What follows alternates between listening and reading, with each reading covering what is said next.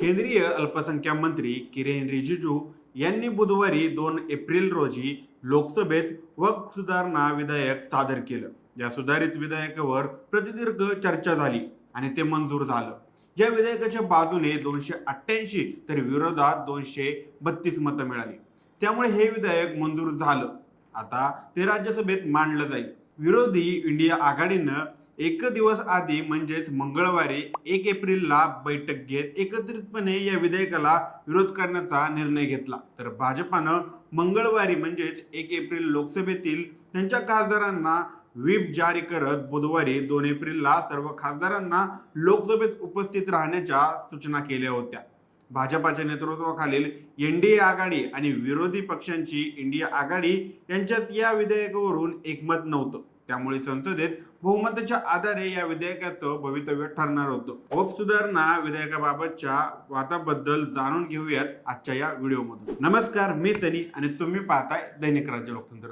सध्या लोकसभेत एनडीएच्या खासदारांची संख्या 293 आहे. 542 खासदारांच्या सभागृहात आवश्यक असलेल्या बहुमतापेक्षा ही संख्या जास्त आहे.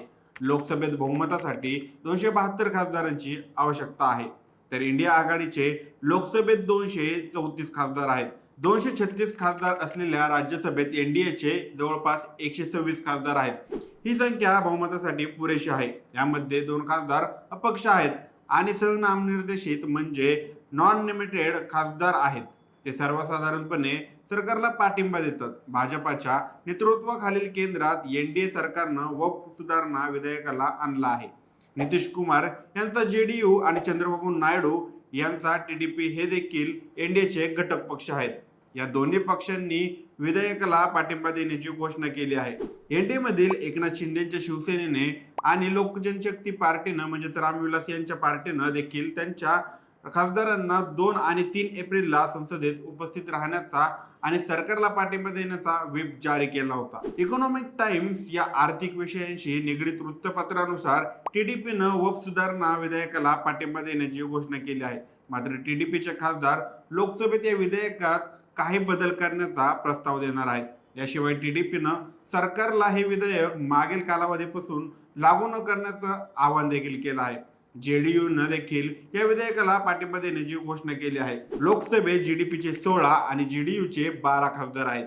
तर भाजपाचे 240 खासदार आहेत. वक्फ सुधारणा विधेयकाला मंजूर होण्यासाठी भाजपाला या दोन्ही पक्षांच्या पाठिंब्याची आवश्यकता आहे. मात्र या दोन्ही पक्षांचे अल्पसंख्याक मुस्लिम मतदार आहेत. त्यामुळे विधेयकाला पाठिंबा दिल्यामुळे मुस्लिम मतदार दुरावले जाण्याच्या शंकेमुळे दोन्ही पक्ष त्याबाबत सावधगिरी बाळगत आहेत.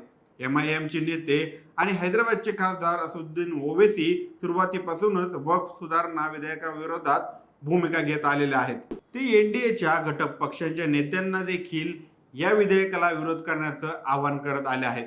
मंगळवारी म्हणजेच 1 एप्रिलला ते म्हणाले, जर चंद्रबाबू नायडू, नितीश कुमार, चिराग पासवान आणि जयंत चौधरी यांनी या विधेयकाला पाठिंबा दिला तर त्यामागं त्याचं राजकीय कारण असतील. मात्र 5 वर्षांनी जेव्हा तुम्ही लोकांसमोर जाल तेव्हा काय उत्तर द्याल? आता लोकसभेत वक्फ विधेयकात सुधारणा करण्यावर चर्चा सुरू आहे. विरोधी इंडिया आघाडीच्या सर्व घटक पक्षांनी मंगळवारी म्हणजेच 1 एप्रिलला दिल्लीत याबाबत बैठक घेत संयुक्त व्यूहरचना आखली आहे. बैठकीनंतर काँग्रेसचे राष्ट्रीय अध्यक्ष मल्लिकार्जुन खरगे म्हणाले की या विधेयकाला एकजुटीनं विरोध केला पाहिजे. त्यांनी एक्सवर लिहिलं आहे की वक्फ सुधारणा विधेयकावर मोदी सरकारच्या घटनाबाह्य आणि फूट पाडण्याच्या हेतूंचा पराभव करण्यासाठी सर्व विरोधी पक्ष एकजूट झाले आहेत आणि संसदेत ते एकत्रितपणे काम करतील. समाजवादी पार्टी हा लोकसभेतील 3ऱ्या क्रमांकाचा पक्ष आहे. त्यांचे जवळपास 37 खासदार आहेत.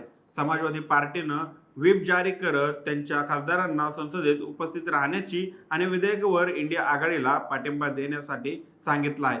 ममता बॅनर्जी यांचा तृणमूल काँग्रेस आणि आम आदमी पार्टी, नॅशनल कॉन्फरन्स आणि एनसीपी म्हणजे शरद पवार गट, आरजेडी, डीकेएम सह इंडिया आघाडीतील घटक पक्षांनी हे विधेयक घटनाबाह्य असल्याचं म्हटलं आहे. संसदेत असे काही छोटे पक्ष आणि अपक्ष खासदार देखील आहेत.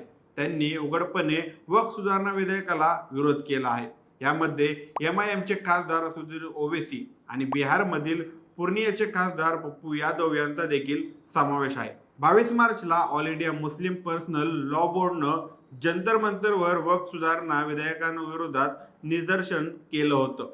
त्यात पप्पू यादव देखील सहभागी झाले होते. सभागृहात हा मुद्दा मांडण्याचं आश्वासन त्यांनी दिलं होतं. लोकसभेत 7 अपक्ष खासदार आहेत.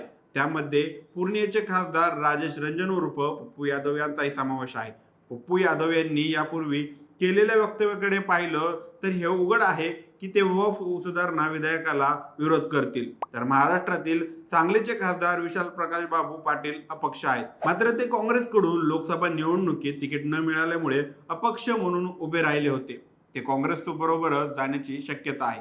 मात्र आतापर्यंत त्यांनी या संदर्भात कोणतंही स्पष्ट वक्तव्य केलेलं नाही. अमृतपाल सिंह पंजाबमधील खडूर साहिबचे खासदार आहेत आणि ते खलिस्तान समर्थक देखील आहेत. मात्र राष्ट्रीय सुरक्षा कायद्याअंतर्गत अटक झाल्यानंतर सध्या ते द्रिबूड तुरुंगात आहेत.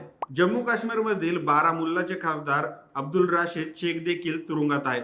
ते कदाचित मतदानात सहभागी होऊ शकणार नाहीत. याशिवाय पंजाबमधील फरीदकोटचे खासदार सरबजीत सिंह खालसा, दमन व दिवा केंद्रशासित प्रदेशचे खासदार उमेश भाई बाबूभाई आणि लडाखचे खासदार मोहम्मद हनीफ देखील अपक्ष आहेत. 3 असे राजकीय पक्ष आहेत ज्यांना त्यांच्या राज्यात जनादेर आहे. मात्र ते केंद्रामध्ये कोणत्याही आघाडीचा सहभाग नाहीत. यामध्ये मायावती यांची बहुजन समाज पार्टी, नवीन पटनायक यांचा बिजू जनता दल यांचा समावेश आहे. अर्थात या दोन्ही पक्षांचा लोकसभेत सध्या एकही खासदार नाही. आंध्र प्रदेशात जगनरेड्डी यांच्या YSRCPचे 4 खासदार आहेत. हा पक्ष देखील कोणत्याही अडचणीचा भाग नाही. आझाद समाज पार्टी काशीरामचे चंद्रशेखर आझाद हे एकच खासदार आहेत. उत्तर प्रदेशातील नगिनामधून ते निवडून आले आहेत. हरसिमरत कौर या NDA मधून वेगळ्या झालेल्या पंजाबमधील शिरोमणी अकाली दलाच्या म्हणजेच शियद एकमेव खासदार आहेत. राजकुमार रोत हे भारत आदिवासी पार्टीचे एकमेव खासदार आहेत. काँग्रेसच्या पाठिंब्यावर ते निवडून राजस्थानातील बावसड मधून निवडून आलेले आहेत. रिचर्डवनलाल मोंगा मिझोरमच्या जोरम पीपल्स मुवमेंटचे खासदार आहेत.